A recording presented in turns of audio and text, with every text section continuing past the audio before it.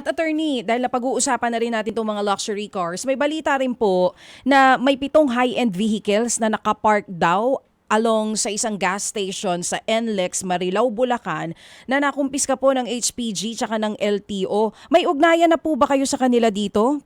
Kasi ang sinasabi nila, wala raw po itong mga plaka at hindi rin daw po registered. Tama po ba?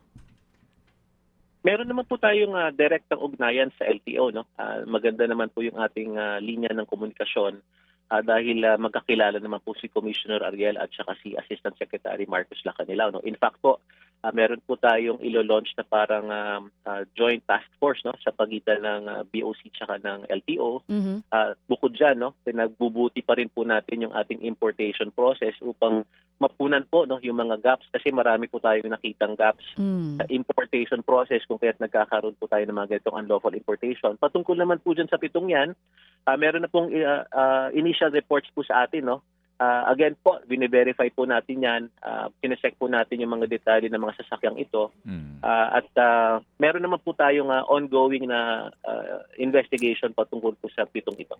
Mga kapatid, brothers and sisters, saan ka pa? Dito na tayo sa totoo. Dito na tayo sa True FM. Mga kapatid, mag-subscribe and follow po kayo sa social media accounts ng True Network PH. Yan po kami. Hanapin nyo lang True Network PH, Facebook, Instagram, YouTube, TikTok, and podcast.